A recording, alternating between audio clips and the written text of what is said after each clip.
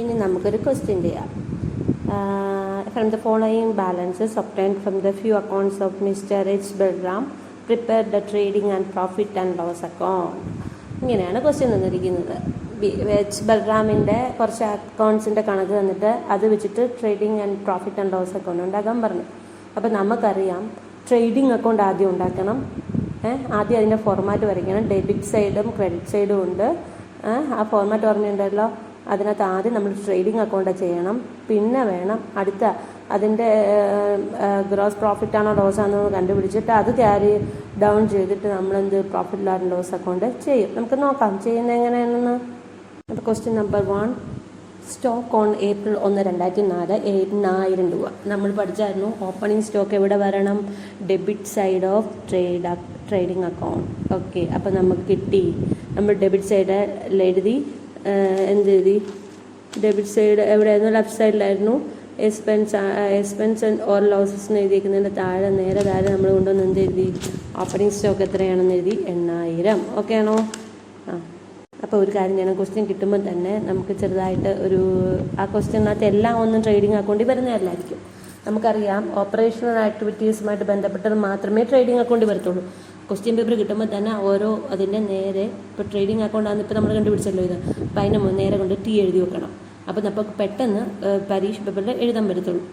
അല്ല ഓരോന്നും ചിലപ്പോൾ ഓരോ എൻട്രിയൊക്കെ വിട്ടൊക്കെ പോകാൻ ചാൻസ് ഉണ്ട്. ഓക്കെ, അടുത്ത ക്വസ്റ്റ്യനകത്തുള്ളത് പർച്ചേസസ് ഫോർ ദ ഇയർ ആണ്. പർച്ചേസസ് എന്ന് പറയുന്നത് എക്സ്പെൻസ് ആണ്. ഡെബിറ്റ് സൈഡ് വരും. എവിടെ വരും? ട്രേഡിംഗ് വരും. അപ്പോൾ ടി കൊടുത്തു. അടുത്ത ക്വസ്റ്റ്യൻ നോക്കിക്കേ. സെയിൽസ് ഫോർ ദ ഇയർ ആണ്. സെയിൽസ് ആണെങ്കിൽ റവന്യൂ ആണ്. അതെന്ന് പറയുന്നത് ക്രെഡിറ്റ് സൈഡിൽ എഴുതണം. എവിടെ എഴുതണം? ട്രേഡിംഗ് അക്കൗണ്ടിൻ്റെ. അപ്പോൾ അവിടെ നമ്മൾ ടി തന്നെ കൊടുത്തു. അടുത്തത് പർച്ചേസ് എക്സ്പെൻസസ് 2,500. പർച്ചേസ് എക്സ്പെൻസ് എന്ന് പറഞ്ഞാൽ മാനുഫാക്ചറുമായിട്ട് ഡയറക്റ്റ് ബന്ധപ്പെട്ട എക്സ്പെൻസ് ആണ്. സോ ഇത് ഡെബിറ്റിൽ സൈഡിലാണ് വരിക. ഡെബിറ്റ് ചെയ്തു. Also it is a trade account. Trading അക്കൗണ്ടാണ്. അതുകൊണ്ട് ഞാൻ ടി എന്ന് രേഖപ്പെടുത്തി. ഇനി അടുത്തത് സാലറീസ് ആൻഡ് വേജസ്. അടുത്തത് പറഞ്ഞതുപോലെ സാലറീസ് ആൻഡ് വേജസ് അല്ലേ. അപ്പോൾ അത് ഇൻഡയറക്റ്റ് എക്സ്പെൻസ് അല്ലേ വരിക. വേജസും തന്നെയല്ലോ വന്നത്, സാലറിയും കൂടെ വന്നിട്ടുണ്ട്. അപ്പോൾ അത് പ്രോഫിറ്റ് ആൻഡ് ലോസ് അക്കൗണ്ടിൽ കാണിക്കണം.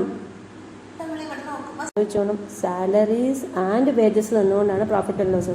ഒൺലി സാലറി ആണെങ്കിലും പ്രോഫിറ്റ് ആൻഡ് ലോസിലും വേജസ് തന്നെ വന്നു കഴിഞ്ഞാൽ അത് ഡയറക്റ്റ് എക്സ്പെൻസ് ആയിട്ടാണ് കണക്കാക്കുക. അപ്പോൾ അതെവിടെ പോകും? ട്രേഡിംഗ് അക്കൗണ്ടിലേ പോകത്തുള്ളേ.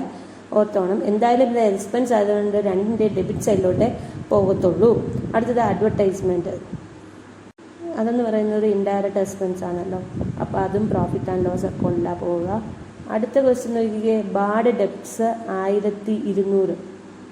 ബാഡ് ഡെപ്റ്റ്സ് എന്ന് പറഞ്ഞു കഴിഞ്ഞാൽ കിട്ടാക്കടം എന്നാണ് അർത്ഥം. അതായത് കിട്ടാൻ യാതൊരു ചാൻസും ഇല്ല. അപ്പം നമ്മളത് എക്സ്പെൻസ് ആയിട്ട് പോയില്ലേ, നഷ്ടമില്ലേ. അപ്പോൾ ചിലവിൻ്റെ കൂട്ടത്തിലേ വരത്തുള്ളൂ. അപ്പോൾ അത് നമ്മൾ ഡെബിറ്റ് സൈഡിൽ എഴുതും. എവിടെ? ഇൻഡയറക്റ്റ് എക്സ്പെൻസാണ്. പ്രോഫിറ്റ് ആൻഡ് ലോസിൻ്റെ ഡെബിറ്റ് സൈഡിൽ എഴുതും. അടുത്തത് റെൻറ്റ്. അടുത്തത് റെൻ്റ് എന്നല്ലേ പറഞ്ഞത്. അപ്പോൾ അത് ഇൻഡയറക്റ്റ് എക്സ്പെൻസ് ആണ്. അതപ്പോൾ പ്രോഫിറ്റ് ആൻഡ് ലോസ് അക്കൗണ്ടിൽ കഴിയും.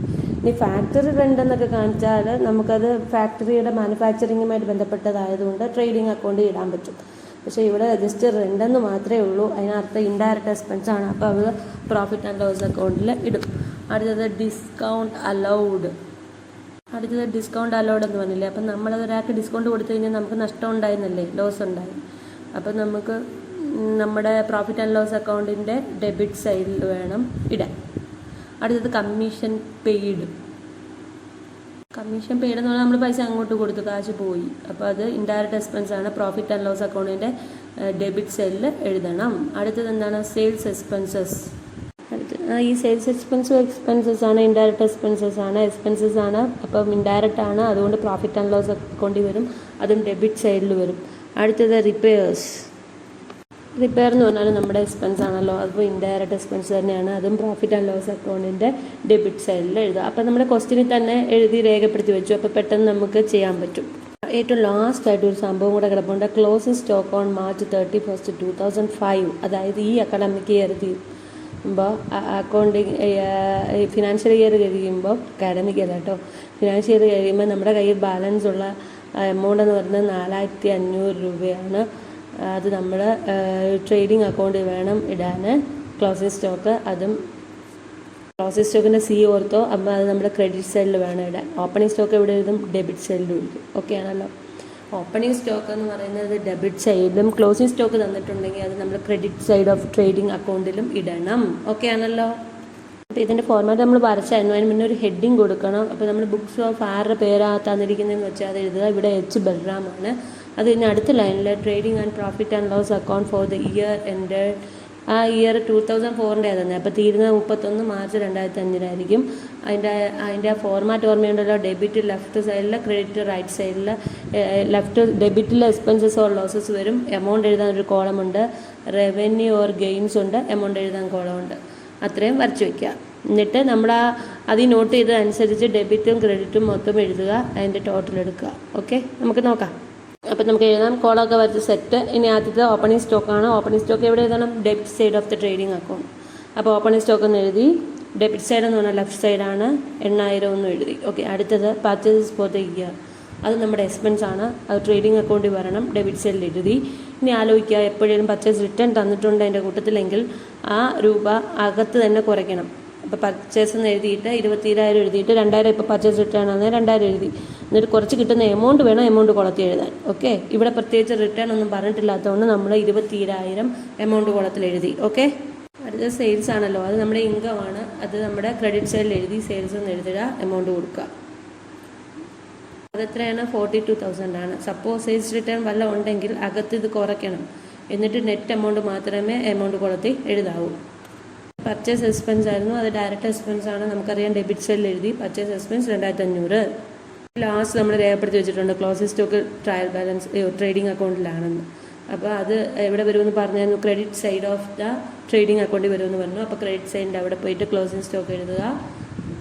4,500 എന്നും എഴുതുക. അപ്പം ഇനി നമുക്ക് ചെയ്യാനുള്ളത് എല്ലാ എൻട്രീസും ഇട്ടു. ഇനി ഡെബിറ്റ് സൈഡ് കൂട്ടുക, ക്രെഡിറ്റ് സൈഡ് കൂട്ടുക. ഡെബിറ്റ് സൈഡ് കൂട്ടി കഴിഞ്ഞപ്പോൾ 32,500 കിട്ടി. ഇനി ക്രെഡിറ്റ് സൈഡ് ഒന്ന് കൂട്ടി നോക്കട്ടെ. അത് 47,500 കിട്ടി. അപ്പോൾ കൂടുതൽ എവിടെയാണ്? ക്രെഡിറ്റ് സൈഡിലാണ്. 46,500 ആണേ നമുക്ക് അപ്പുറത്ത് കിട്ടിയത്. അപ്പോൾ അതിൽ നിന്ന് ഈ ഡെബിറ്റ് എമൗണ്ട് കുറച്ചു. അപ്പോൾ കിട്ടുന്നത് ആയിരിക്കണമല്ലോ നമ്മുടെ ലാഭം കേട്ടോ. ഇവിടെ ക്രെഡിറ്റ് സൈഡിലെ കൂടുതൽ ലാഭമാണ്. നമ്മൾ മറ്റേത് എഴുതുന്ന പോലെ ടോട്ടലിൻ്റെ അവിടെ 2 എടുത്ത് 46,500 തന്നെ എഴുതും. പിന്നെ എത്രത്തോളം കുറവുണ്ട് അത് നമ്മളിവിടെ മറ്റേതിൽ എഴുതിയ പോലെ ബാലൻസ് ചെയ്ത് എഴുതുവേ. അപ്പോൾ ഒന്ന് കുറച്ച് നോക്കട്ടെ എമൗണ്ട് എത്രയാണ്. അപ്പോൾ കുറവുള്ളത് 14,000 രൂപയാണ് ഡെബിറ്റ് സൈഡിൽ കുറവുള്ളത്. നമ്മളത് അവിടെ എഴുതും. എന്നിട്ട് അവിടെ പണ്ട് എഴുതുമായിരുന്നല്ലോ ഗ്രോസ്. ഇതെന്താണ്? നമുക്ക് പ്രോഫിറ്റാണ് കിട്ടിയത്. അതുകൊണ്ട് ഗ്രോസ് പ്രോഫിറ്റ് എഴുതിയിട്ട് C/D ക്യാരി ഡൗൺ എവിടെ എഴുതും? ഡെബിറ്റ് സൈഡിൽ എഴുതും. ഇത്രയേ ഉള്ളൂ നമ്മുടെ ട്രേഡിംഗ് അക്കൗണ്ട്. ഇനി ഇതിൻ്റെ ഇത് നമ്മൾ അങ്ങോട്ട് ഫോർവേഡ് ചെയ്യണം. എവിടേക്കാണ്? പ്രോഫിറ്റ് ആൻഡ് ലോസ് അക്കൗണ്ടിലേക്ക് ഫോർവേഡ് ചെയ്തിട്ട് അതിൻ്റെ ബാക്കി സെഷൻ കൂടെ കംപ്ലീറ്റ് ചെയ്യണം. അത് തീരുമ്പോൾ നമ്മൾ trading and profit and loss account ചെയ്ത് കഴിയും. അപ്പോൾ ഓർത്തോണം, നമ്മൾ ഏത് സൈഡിലാണോ ഈ ഗ്രോസ് പ്രോഫിറ്റ് ക്യാരി ഡൗൺ ചെയ്തത് അതിൻ്റെ ഓപ്പോസിറ്റ് സൈഡിൽ വേണം പ്രോഫിറ്റ് ആൻഡ് ലോസ് അക്കൗണ്ടിൽ കൊണ്ടുപോയിടാൻ. അപ്പോൾ അതായത് ഇപ്പോൾ നമുക്ക് ഇരിക്കുന്നത് debit side of the trading അക്കൗണ്ടിലാണ് ഗ്രോസ് പ്രോഫിറ്റ് ഇരിക്കുന്നത്. അപ്പോൾ നമ്മൾ ഇനി എങ്ങോട്ടിടണം? Credit side of the profit and loss account ഇടണം. താഴെ എഴുതുന്ന അതേ പേപ്പറിൽ തന്നെ താഴത്തോട്ട് എഴുതുമ്പോൾ ക്രെഡിറ്റ് സൈഡിലോട്ട് എഴുതണം. അത്രേ ഉള്ളൂ. സപ്പോസ് ഇനി നമ്മൾ ടോട്ടൽ ചെയ്തപ്പോൾ നമുക്ക് ഡെബിറ്റ് സൈഡാണ് കൂടുതലെങ്കിൽ നമുക്ക് ബാലൻസ് ചെയ്യുമ്പോൾ ക്രെഡിറ്റ് സൈഡിലോട്ടല്ലേ പോയി എഴുതുക. അപ്പം നമുക്ക് കിട്ടിയ സാധനം ഗ്രോസ് പ്രോഫിറ്റ് ആയിരിക്കത്തില്ല, ഗ്രോസ് ലോസ് ആയിരിക്കും. ഗ്രോസ് ലോസ് ക്യാരി ഡൗൺ അവിടെ നമ്മൾ എമൗണ്ട് എഴുതി വെക്കുമല്ലോ. ആ കേസിൽ നമ്മൾ പ്രോഫിറ്റ് ആൻഡ് ലോസ് അക്കൗണ്ടിലോട്ട് ഇത് ട്രാൻസ്ഫർ ചെയ്യുമ്പോൾ അതിൻ്റെ ഡെബിറ്റ് സൈഡിലോട്ട് വേണം ട്രാൻസ്ഫർ ചെയ്യാൻ. ഓപ്പോസിറ്റ് സൈഡിലോട്ട് ഇടണം. അത്രേ ഓർത്ത് വെച്ചാൽ മതി. ഓക്കെ, അപ്പോൾ ഇനി ബാക്കിയുള്ള ഓരോ ടേംസ് എടുത്തിട്ട് നമുക്ക് നോക്കാം. ഡെബിറ്റിലിടണോ? നമ്മൾ ഓൾറെഡി ബുക്കിൽ നോട്ട് ചെയ്ത് വെച്ചിട്ടുണ്ടല്ലോ ഏതെല്ലാം profit and loss. First one is salaries and wages. That is an indirect expense. So we have to write in the debit side. അപ്പോൾ സാലറീസ് ആൻഡ് വേജസ് എത്ര? 3,500. അടുത്ത അഡ്വർടൈസ്മെൻറ്റ് അതും എക്സ്പെൻസാണ്. ഡെബിറ്റ് സൈഡിൽ എഴുതണം 1000. ബാർ ഡെപ്റ്റ് അതും എക്സ്പെൻസാണ് 1200. റെൻറ്റ് എക്സ്പെൻസാണ് 1200 ഡെബിറ്റിൽ എഴുതി. ഡിസ്കൗണ്ട് അലൗഡ് 600 എഴുതി. Commission paid 1100 എഴുതി.